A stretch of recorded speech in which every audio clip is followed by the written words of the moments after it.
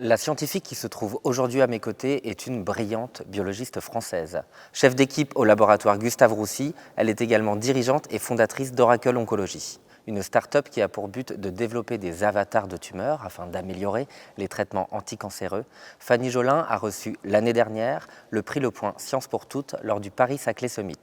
Elle a accepté cet entretien avec nous aujourd'hui afin de nous parler de deux choses, son parcours et la place des femmes dans la science. Bonjour Fanny Jolin. Bonjour. On se trouve aujourd'hui à l'Institut de France, sous la coupole, un lieu qui héberge l'Académie des sciences. Qu'est-ce que cela signifie pour vous d'être ici aujourd'hui ? Pour moi, c'est un lieu chargé d'histoire que j'adore. J'aime imaginer les générations et générations de scientifiques qui se sont retrouvés ici pour réfléchir à des sujets de toutes sortes. Et puis, personnellement, je suis allée souvent travailler à la bibliothèque Mazarine, qui est juste à côté. C'est vrai que le laboratoire, c'est toujours un lieu qui est en ébullition. C'est vrai aussi pour une start-up. Et des fois, j'ai besoin de me replier dans des lieux calmes. Et donc, la bibliothèque Mazarine, ça fait partie de ces lieux. Donc même encore maintenant, vous retournez à la bibliothèque Oui, Mazarine ? ça ne m'est pas arrivé dans les derniers mois, mais oui, jusqu'à récemment, je viens à la bibliothèque Mazarine. Et donc vous êtes né en Charente-Maritime, vous êtes arrivé à Paris à l'âge de 6 ans à peu près. Votre père était vétérinaire, votre mère critique d'art. Deux mondes opposés sur le papier, mais vous avez eu quelle enfance ? Alors moi, c'est vrai que j'estime que j'ai eu une enfance assez classique, heureuse, plutôt chargée de contrastes. Donc effectivement, j'ai grandi à la campagne, en Charente-Maritime, donc avec plutôt à gambader dans la boue avec des bottes en plastique, à la recherche de toutes sortes d'animaux ou d'explorations possibles. Et puis ensuite à Paris, donc vie très citadine, avec une ébullition culturelle, donc deux univers complètement différents. Et puis des parents aussi assez opposés, donc avec ce père très cartésien, logique, vétérinaire, avec une approche très posée sur les sujets, et une mère qui a fait des études d'histoire de l'art et donc devenue critique d'art, donc un monde chargé d'émotions, de sentiments et d'ébullition. Et je trouve que dans la recherche, je retrouve un peu des deux, c'est-à-dire qu'évidemment, le moteur, c'est la science, mais dans la recherche, il y a quand même une grande dimension créative, manuelle, et je retrouve quand même pas mal de choses de mon enfance qui ont été inculquées par ma mère. Et la science justement, est-ce que votre père il vous l'a inculqué très tôt ? Est-ce que vous étiez passionné par la science dès enfant ? Alors, ça s'est pas vraiment passé comme ça. Je pense qu'enfant, j'étais surtout extrêmement curieuse. Tout m'intéressait, j'aimais comprendre. Donc j'étais toujours en exploration dans des sujets, dans des livres ou sur le terrain. Et c'est plutôt ça qui, je pense, m'a animée au départ, plus que la science. Après, je dirais que dans la science, ce que j'ai aimé, ce que j'aime toujours, c'est la dimension tangible des choses, c'est-à-dire de se reposer sur des faits, des preuves, des observations du réel, des démonstrations. C'est quelque chose qui, pour moi, est fondamental par rapport au monde des opinions, où il se passe des choses que je peux avoir plus de mal à cerner ou que je trouve qui peuvent être plus manipulatoires. Donc c'est vrai que c'est un domaine de référence qui m'a toujours touchée. Puis après, mon amour pour la science est venu plus tard, je dirais. Toujours eu une appétence pour ces matières-là au collège, et puis au lycée, ça s'est vraiment ancré dans la discipline biologie. Parce que justement, on parle souvent de clivage, c'est-à-dire que la science n'est pas forcément faite pour les jeunes filles, on entend souvent parler de cela. Est-ce que vos parents, ils vous ont inculqué ça, c'est-à-dire que même inconsciemment, en fait, il y a certaines choses qu'ils vous ont dit non, tu ne peux pas faire ça, ma fille ? Oui, alors pas du tout. Et je ne les remercierai jamais assez, je pense. J'ai un petit frère, et je dois dire que je considère vraiment avoir reçu une éducation non genrée. On a été élevés de la même façon, et j'ai aucun souvenir de commentaires, d'observations ou de conseils de mes parents qui étaient différenciés pour mon frère ou moi. Donc c'est vrai que je me suis jamais posé la question de ma légitimité en tant que femme en sciences. Et à l'école, est-ce que vous avez ressenti ça ? À l'école non plus. En fait, je dirais que peut-être que j'ai eu de la chance des professeurs que j'ai rencontrés ou des écoles dans lesquelles j'étais, mais c'est vrai que je me suis jamais sentie discriminée ou de m'auto-censurer. Je dirais que la première fois que j'ai pris conscience que ça pouvait être un sujet, je m'en souviens, je venais d'avoir mon bac, je donnais des cours particuliers à une petite fille qui un jour m'a dit, donc elle avait remonté sa moyenne scolaire grâce à moi, et elle m'a dit un jour, très fière d'elle, j'ai eu la meilleure note des filles. Et j'ai trouvé ça très intriguant en fait. C'est-à-dire qu'elle, dans son référentiel, dans son échelle de mesure, il y avait 2 groupes et en fait, elle était hyper contente d'être la meilleure des filles. Et donc là, je me suis dit, il y a un sujet, j'ai eu la chance de recevoir une éducation qui fait que je ne m'étais jamais posé la question comme ça, mais qu'effectivement, il se trouve qu'il y a des familles ou des écoles où peut-être que cette question-là se pose. Et vous lui avez répondu quoi justement à cette petite fille quand elle vous a dit ça?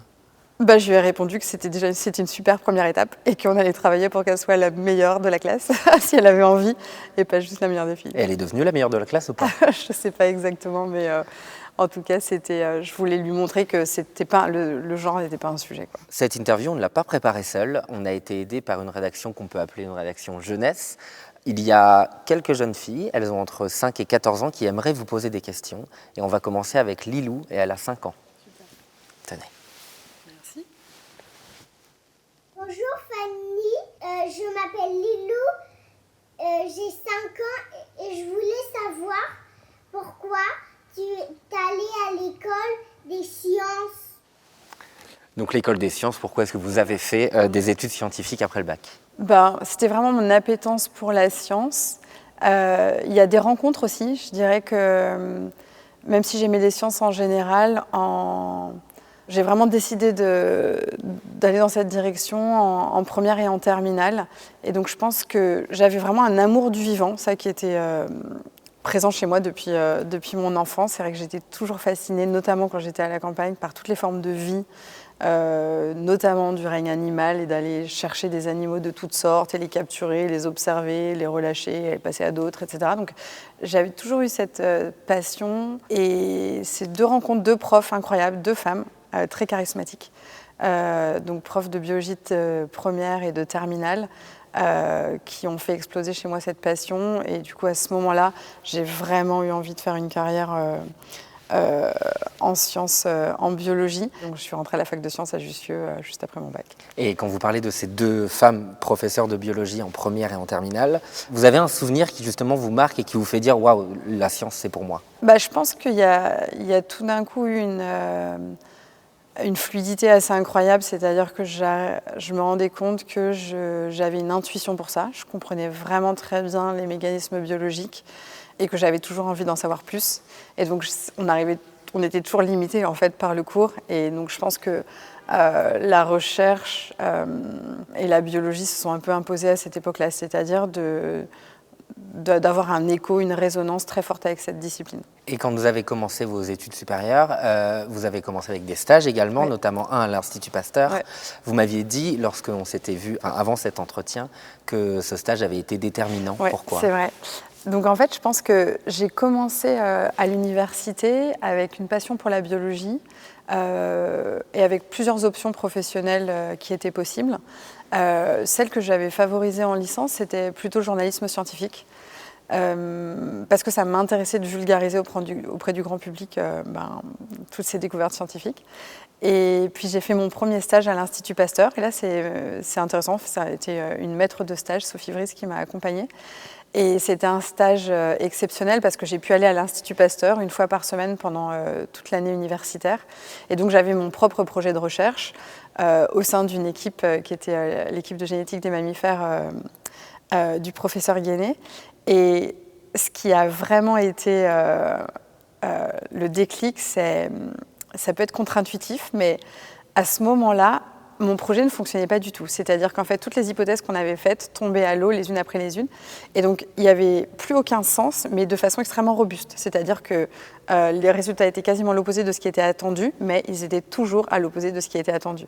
Et en fait, ce que j'ai trouvé fascinant, c'est que face à ce qui aurait pu être du non-sens, il y a eu un effort collectif, c'est-à-dire toute l'équipe s'est regroupée autour de moi, dont le chef d'équipe qui était un homme très occupé, pour réfléchir. Et je voyais cette ébullition, c'est-à-dire le fait que tout le monde était fasciné par ces résultats qui n'étaient pas du tout comme attendu, et qu'en fait, ils étaient déterminés à comprendre ce qu'il y avait derrière, et que tout le monde s'est soudé autour de ce problème. Et donc, on a régénéré des hypothèses. Et du coup, dans le reste de mon stage, une par une, je les ai testées jusqu'à ce qu'on comprenne exactement ce qui s'était passé. Et donc, il y avait eu en fait un mélange de cages de souris. Et en fait, les souris n'avaient pas le fond génétique qui était prévu. Et donc, ce que j'ai adoré, c'était la dimension collective, c'est-à-dire que le fait que l'équipe se soude autour d'un problème à résoudre. Et c'est vrai que ça rejoint la curiosité. Moi, quand j'étais petite, j'étais curieuse et surtout, j'aimais comprendre et résoudre des problèmes. Et donc là, je me suis dit, c'est vraiment quelque chose que j'ai envie de faire pour le reste de ma vie.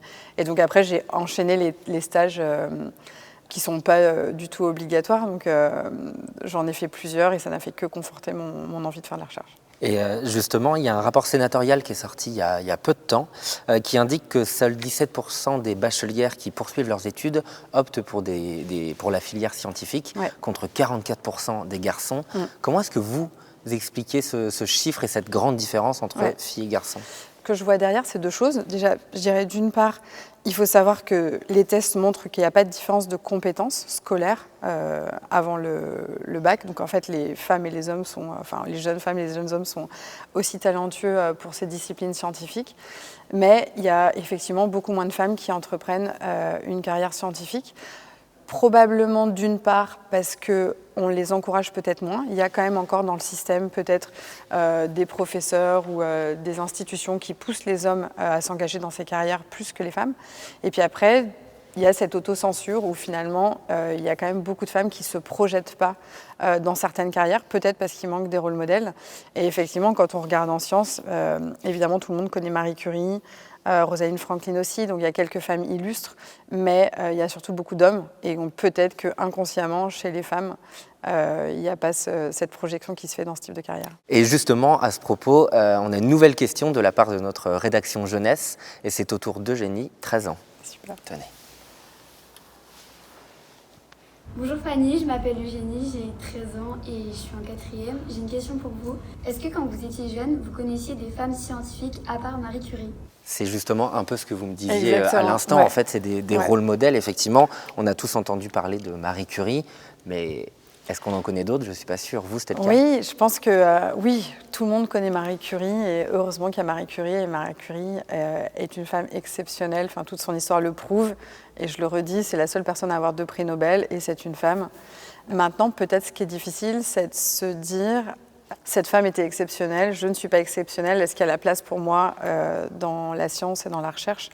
Donc moi, je reviens sur le fait que je pense que j'ai une éducation qui fait que j'ai eu la chance de ne pas avoir à me poser ces questions-là et que j'ai rencontré, c'est les aléas de la vie, mais j'ai rencontré des femmes scientifiques incroyables. Je parlais de mes profs de première et terminale qui étaient extrêmement performantes au niveau de l'enseignement, mais aussi de leur culture scientifique et très charismatiques, beaucoup plus que un bon nombre d'enseignants du genre masculin. Donc probablement ça a été important. Et puis en fait dans les stages que j'ai faits, c'est des femmes aussi qui étaient là et ça m'a probablement aidé à me projeter dans ce rôle.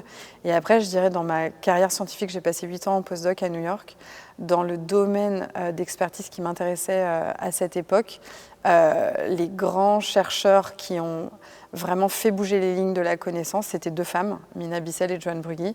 Et donc, je pense que c'est un peu la chance qui fait que peut-être je ne me suis pas trop posé de questions sur le genre et je me suis toujours autorisée à suivre mes rêves et à faire de la carrière dont j'avais envie. Et peut-être aussi parce qu'un rôle modèle, il n'est pas forcément un rôle modèle du rang de Marie Curie, c'est-à-dire connu du très grand public et de tout le monde. Un rôle modèle, ça peut être aussi, voilà, comme vous disiez, un professeur de première ou un maître de stage. Oui, exactement. Je me dis c'est probablement des gens qui, dans toute leur humanité, nous permettent de nous projeter, c'est-à-dire il y a quelque chose d'accessible, peut-être plus que Marie Curie.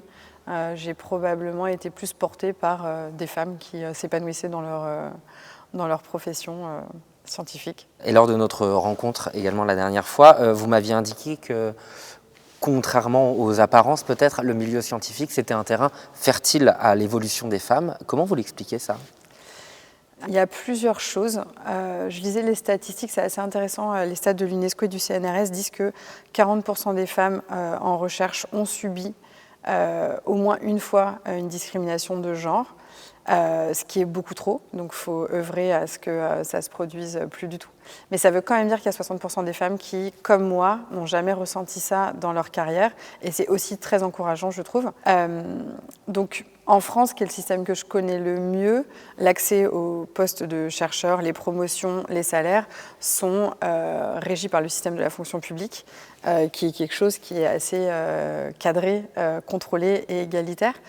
Ce qui est intéressant, c'est que c'est des concours. Donc moi, j'ai été des deux côtés. J'ai postulé à ces concours pour avoir mon poste de chercheur et puis après pour grimper dans la hiérarchie. Et j'ai aussi fait partie des jurys qui évaluent les chercheurs. Ce qui est assez clair, c'est que le nombre de lauréates femmes est vraiment exactement proportionnel au nombre de candidates. Donc il n'y a pas de biais. Et ce que je trouve qui est très beau, c'est qu'il n'y a pas de discrimination positive. C'est-à-dire que le jury ne reçoit jamais d'instruction de dire on veut tel quota de femmes. On est juste là pour donner un poste de chercheur aux meilleurs candidats scientifiques parce qu'on leur confie la recherche pour le reste de leur vie professionnelle. Par contre, ce qui m'interroge, c'est le pourcentage de candidates, notamment sur des positions hiérarchiques plus élevées avec des responsabilités de chef d'équipe, par exemple, où il y a beaucoup moins de femmes. Si on regarde les chiffres, on a à peu près 60% de femmes à l'INSERM, donc finalement une dominante féminine. Et quand on regarde sur certains types de postes de direction de recherche, donc de direction d'équipe, on se rend compte qu'il y a 2 fois moins de femmes qui candidatent que d'hommes. Et donc, on voit qu'il y a quand même un mécanisme d'autocensure sur les postes à responsabilité. Donc ça, c'est un travail qui est plus compliqué à faire, de comprendre qu'est-ce qui se joue derrière, parce qu'on n'est plus vraiment dans la sphère professionnelle, mais c'est la sphère domestique, intime. On se demande qu'est-ce qui se passe dans la tête de ces femmes-là, en fait. Moi, mon intuition de ce que je vois autour de moi, c'est que dans cette sphère-là, la charge domestique et familiale repose encore beaucoup trop sur les femmes. Il y a énormément d'efforts qui ont été faits, il y a des hommes incroyables qui sont des pères incroyables et qui s'occupent de plein de choses, mais je dirais que majoritairement, j'ai l'impression autour de moi que les femmes sont plus lourdement responsables et à charge de tout ce qui tient à la sphère domestique. Et du coup, de fait, je pense qu'il y a une autocensure, c'est-à-dire que compte tenu de cette charge-là, est-ce que ces femmes se permettent d'avoir une carrière assez intense où il va y avoir des responsabilités qui s'ajoutent, et il y a peut-être un sujet de réflexion de ce côté-là. Et vous, l'autocensure, vous l'avez eu ? Non, moi, je me suis pas auto-censurée. Dans chaque étape de ma carrière, je me suis pas posé la question de la légitimité en tant que femme. Je me suis posé d'autres questions de légitimité, notamment quand j'ai décidé de créer Oracle, où c'est vrai qu'ayant une formation scientifique, une carrière scientifique, je me suis beaucoup questionnée sur ma capacité à être entrepreneur et donc à déployer des compétences business, compréhension des marchés, de l'économie, des finances, des RH et de plein d'autres choses. Mais de nouveau, j'ai la chance de ne pas avoir eu à me poser cette question. Et c'est vrai que finalement, c'est un petit peu comme dans la recherche où a posteriori, je me suis rendu compte qu'il y avait quand même un biais. Si on regarde dans les laboratoires académiques, seulement 20% des femmes dirigent des équipes de recherche. Et quand on passe du côté entrepreneur, on se rend compte que seulement 10% de femmes sont à la tête d'entreprises, que ce soit des grandes entreprises de CAC 40 ou des petites startups. Et donc, il y a un gros biais. Et justement, ça m'amène à la question d'après. Vous avez fondé Oracle. Avant d'aller dans votre ressenti par rapport à la fondation de cette entreprise, est-ce que vous pouvez nous expliquer rapidement ce qu'est Oracle Oncologie ? Oui, bien sûr. Donc Oracle Oncologie, c'est une start-up qui est un spin-off de l'Institut Gustave Roussy, qui vise à transformer le développement du médicament pour les patients atteints de cancer. Aujourd'hui, il y a 20 millions de nouveaux patients par an au niveau mondial qui sont atteints d'un cancer, avec une incidence qui fait qu'augmenter. Et on a un arsenal thérapeutique qui est sous-dimensionné pour lutter contre cette maladie. Et évidemment, l'industrie pharmaceutique essaye de produire plus de médicaments. Et on a besoin de beaucoup de médicaments parce que les cancers sont des maladies qui sont extrêmement hétérogènes. Donc en fait, on dit le cancer, mais en fait, c'est des cancers. Il y a énormément de maladies différentes. Et il nous faut un arsenal thérapeutique assez large, mais malheureusement, il y a seulement 4% des candidats médicaments développés par les entreprises pharmaceutiques qui vont arriver auprès des patients. parce qu'on n'a pas de technologie qui, aujourd'hui, nous permet de prendre les bonnes décisions dans un processus qui met 10 ans. Et donc, il y a beaucoup de mauvais choix qui sont faits. Et donc, Oracle, c'est une entreprise qui a construit une plateforme technologique qui repose sur des avatars de tumeurs, donc des avatars qui ont la particularité d'être digitaux et biologiques. Et avec ça, en fait, on peut arbitrer les décisions qui sont prises tout au long du développement du médicament, avec pour ambition d'arriver à apporter 10 fois plus de médicaments auprès des patients d'ici 10 ans. Et donc, vous en parliez juste avant, vous avez eu une certaine difficulté à monter cette entreprise, en tout cas pour vous, c'est-à-dire intimement. Est-ce qu'on peut dire qu'il y a eu un syndrome de l'imposteur un peu? Oui, bien sûr, je pense que le syndrome de l'imposteur, si je ne l'ai pas vécu au niveau du genre, je l'ai vécu dans cette transition. J'étais passionnée par le sujet, j'avais vraiment une volonté de monter cette start-up qui était extrêmement forte. Et la question se posait de savoir si je jouerais un rôle plus passif, scientifique en restant dans mon laboratoire, ou si j'allais m'autoriser à diriger cette start-up aussi. Et je dois dire que ça m'a pris plusieurs mois, voire une petite année, d'arriver à me laisser aller à faire ce que j'avais envie de faire, c'est-à-dire de diriger cette entreprise. Ça m'a aussi demandé de retourner sur les bancs des écoles. Donc, je suis retournée à HEC pour faire un diplôme et probablement me donner une légitimité qui finalement vient du terrain, ne vient pas des diplômes. Je pense que l'entrepreneuriat, c'est quelque chose qu'on apprend sur le tas. Et on parlait de rôle modèle tout à l'heure. Trouver un rôle modèle scientifique, chercheur et aussi chef d'entreprise, est-ce que ça existe? Ça existe, c'est rare, heureusement il y en a de plus en plus. Et là de nouveau, c'est vrai que sur mon chemin, j'ai pu voir s'illustrer dans ce double rôle des femmes aussi bien que des hommes. Et puis la question, c'est plutôt la qualité du parcours et de la proposition plutôt que le genre. Mais de nouveau, il y a aussi bien des femmes que des hommes. Et votre parcours, finalement, il est quand même assez inédit, ou en tout cas, il y a encore très peu de femmes qui sont arrivées à ce stade dans leur carrière. Est-ce que vous n'avez pas l'impression d'ouvrir les portes à la génération suivante?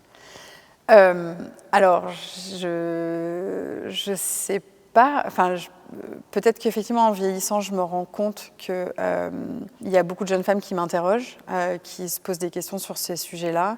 Il y a aussi peut-être pas mal de jeunes femmes qui viennent travailler avec moi dans mes équipes et donc qui ont besoin de voir des femmes développer les carrières qu'elles auraient envie d'avoir. Mais moi, c'est vrai que je n'ai jamais pensé à ma carrière. En fait, je suis quelqu'un qui est beaucoup plus présent dans l'instant.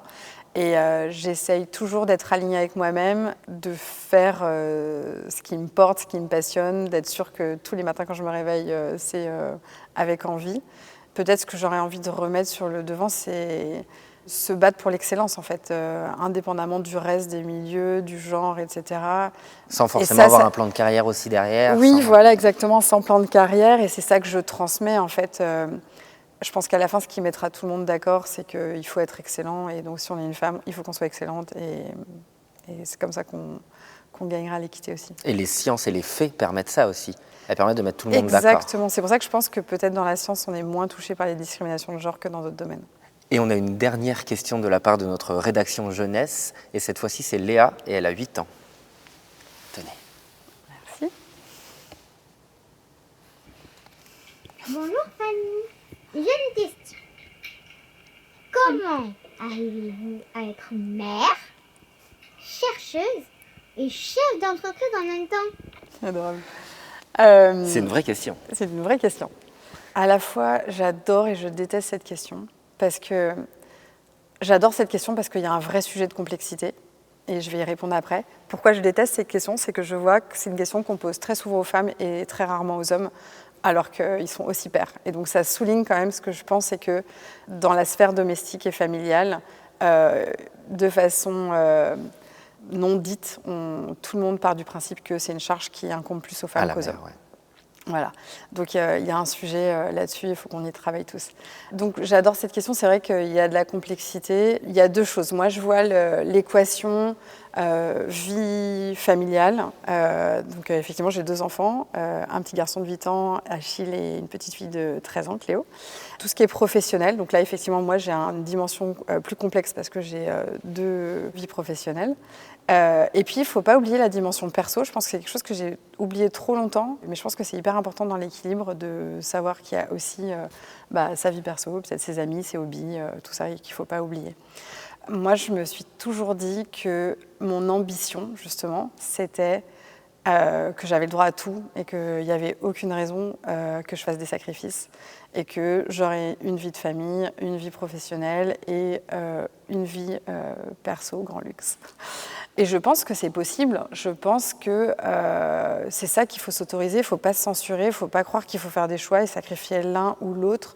Après, il faut juste jongler à certains moments de la vie en se disant quelle est ma priorité dans cette tranche de vie. Comment est-ce que je vais articuler mon agenda, mon organisation, n'importe quoi, pour être sûr que ce qui est ma priorité va être préservé.